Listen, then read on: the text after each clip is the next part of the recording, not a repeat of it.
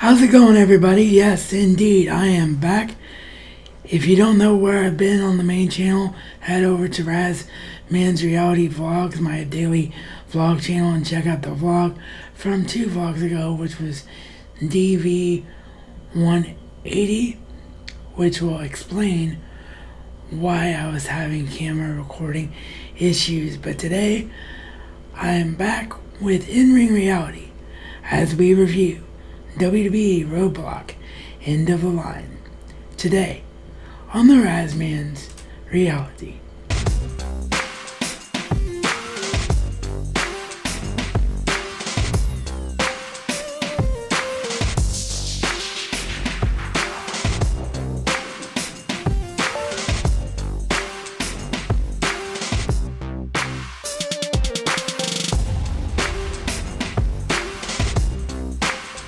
I did not see the pre-show as I was just coming back from seeing Star Wars Rogue One, which will be your next review on Wednesday. But I heard that Rusev beat Big Cass after Cass was counted out. So a throwaway match for a throwaway feud that makes no sense. So not really much to say about that one.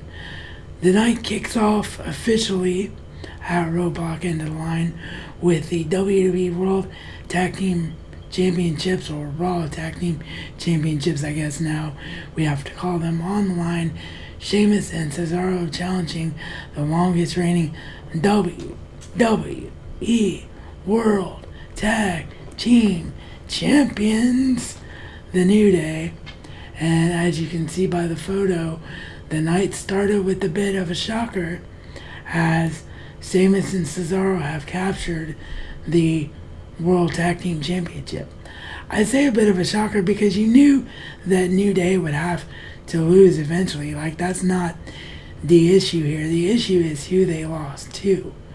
I like Sheamus and Cesaro, particularly Cesaro. I like the way that they put this team together and slowly but surely started getting them momentum and making them a real team. Like, it was a really interesting story arc with the best of 7 and the way that ended with them becoming a team. Like, nobody saw that coming. But I think if anybody should have taken the titles off the New Day, it should have been the Club, Luke Gallows and Carl Anderson. I mean, those guys have been completely screwed over since coming to WWE. I mean, they have to be thinking, why did we come to WWE with all this promise? They broke up us with AJ Styles. They didn't let that continue to go. And it's just been an absolute mess. So I'm not real sure what WWE was thinking here, other than they just wanted to really give Cesaro and Sheamus something to do. So I guess we'll see where it goes. But yeah, I would have put the titles on Gallows and Anderson. I was a huge fan of New Day, and am still a huge fan of New Day. And New Day was nice enough to like my tweet from last night and my reaction to what happened. So here's a photo of that before we move on. Thanks, guys. New Day rocks forever. Next up, it was Sami Zayn versus Braun Strowman in a match that Sami Zayn had to survive 10 minutes. If he did, he would automatically win, and that's what happened. A bit of a weird stipulation. Like, I knew about that if Sami Zayn could survive 10 minutes, like, I knew that was the storyline going into it, but I didn't know that was actually a stipulation for the match. So it was really kind of weird, where Sami Zayn literally just survived and outlasted his opponent, and that's what went down with the match. So I like that they're giving Sami something to do. I wish it wasn't against Braun Strowman. Braun Strowman still doesn't look weak, as my friend Rotisserie Jamie, my tag team partner, pointed out last night. Neither guy looks weak because Sami won the match, but Braun Strowman didn't really lose the match. So maybe that was the whole point. But yeah, it was a bit of a weird finish there for sure. Mick Foley at one point came out and tried to throw in a towel. The whole thing was just a bit weird, like anything they do with Braun Strowman. Next up, we had Chris Jericho, drink it in, man, versus Seth Rollins. One of my ultimate dream matches. It was really, really a strong match between these two. Everything you would expect. In the end, as you can see, Rollins gets his hand raised as the victor after Kevin Owens comes out, tries to help Chris Jericho. Chris Jericho gets frustrated, like, man, what are you doing out here? I told you I didn't want you out here.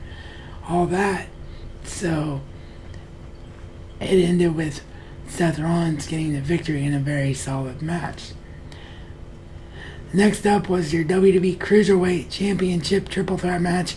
TJ Perkins and the Brian Kendrick, challenging your Cruiserweight Champion, the Outlandish Rich Swann. The Outlandish Rich Swann retains the title in a fantastic match. Seriously, if you're not watching 205 Live, if you're not satisfied with the way that WWE is doing the Cruiserweights, I don't blame you creatively. There's a lot of things about that I would change myself. That is probably going to be a future episode of In-Ring reality series down the line. But nonetheless, give the Cruiserweights a chance because they are tremendous workers. It was a phenomenal match. But the bigger story in this one was at the end of the match, after Rich Swann gets his hand raised, this man, Neville, returns and just lays everybody out. So I'm very, very excited to see Neville back. To see him part of the Cruiserweight division means they're finally probably going to do something with him after all this time.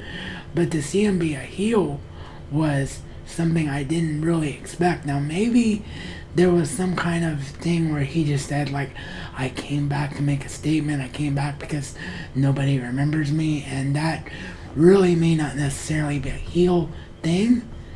I haven't watched any WWE.com post-show stuff. I did watch Raw Talk, which was, I like Talking Smack way better, but maybe I'm getting all tongue-tied here because of all the R's, but maybe Raw Talk just needs to be going a little bit longer to get more weight under its legs, its metaphorical legs, so to speak. But we'll see what happens there. But yeah, my point was I haven't seen any post-Roadblock stuff other than Raw Talk. So I don't know if there was any kind of reaction from, or I shouldn't say I don't know that there wasn't any kind of reaction because I saw it on WWE.com, but I haven't watched it yet. What the reaction and the fallout from Neville was and what he said. But it was kind of a bit weird. I didn't expect that to be his character, but hey, maybe it's part of a new aggressive style, like take no prisoners Neville. So. But yeah, it was definitely WWE doing something unexpected, so we'll see what happens with that. Next up, it was your Iron Woman 30-minute match between Charlotte and Sasha Banks, the end of the line for this feud, hence the subtitle on this pay-per-view. It was everything you'd expect to be from these two phenomenal women champion wrestlers. Unfortunately, as you can see by the picture, Charlotte is now a 4-time WWE Raw Women's Champion. I don't understand this move at all.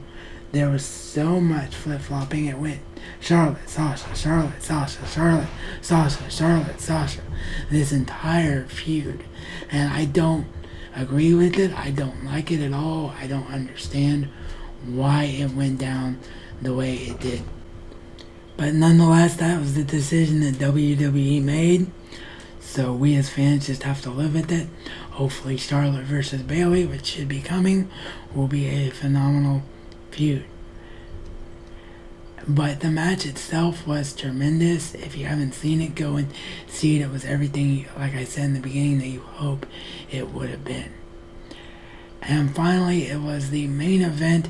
It was the WWE Universal Championship as United States Champion Roman Reigns. That's a whole other rant. I'm not even going to get into it about him already having a title. But United States Champion Roman Reigns challenging Universal Champion Kevin Owens for the championship. It was really, really well done. It was everything you would expect the match to be. And it ended up with Chris Jericho coming out. Chris Jericho looks at both competitors. It's like, what am I going to do here with this? After Kevin Owens went backstage earlier and tried to beg Chris Jericho not to let their friendship go by the wayside. Like, he pleaded with them. He said, all I'm trying to do is make this better. Like, I don't want us to end. We're best friends. Best friends stick by each other. So yeah, you don't know what Chris Jericho is going to do at all here. And then out of nowhere, he attacks Kevin Owens and causes Kevin Owens to be disqualified. Kevin Owens retains, and then, as you can see by the photo, the two celebrate together. So it was a decision by Jericho to not let the friendship die, where this entire thing the last month has been a plan. Either way, I'm so happy because Jericho is still together, at least for now. Seth Rollins and Roman Reigns did not take it well, though. As you can see, they triple powerbomb both men. Here's a photo of them triple powerbombing. Double powerbombing. So sorry, I'm so used to Dean being involved when it comes to the Shield.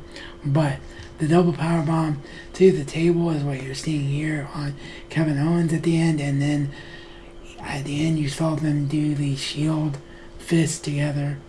And Seth Rollins screaming, "That's how we do." So it looks like an official partnership again between Rollins and Reigns, maybe leading into a match at Royal Rumble with Jericho versus Rollins and Reigns, which would be amazing. I marked out to see those two working together. It was a great way to end the show. Jericho still together, really, really solid way to end the show for a very, very solid pay-per-view. I mean, other than Charlotte and Sasha not ending the way I wanted, and New Day and Sheamus and Cesaro not ending the way I wanted, I really don't have any complaints. The matches themselves were tremendous. It was really, really well done all the way through the show. So I give the pay-per-view as a whole, if I was to give it a 10 ranking, an 8 out of 10. It was very, very well done. So yeah, you let me know what you thought of WWE Roadblock End of the Line down in the comment section down below, or via social media at Razman's Reality on Facebook, Twitter, and Instagram, or The Razman on Facebook, Razman's Reality 1 on Snapchat, due to a mishap there with me not being able to log into my account and having to create a new one in case you don't follow the daily vlog channel. And remember that life is only as awesome as you live it, so live it well.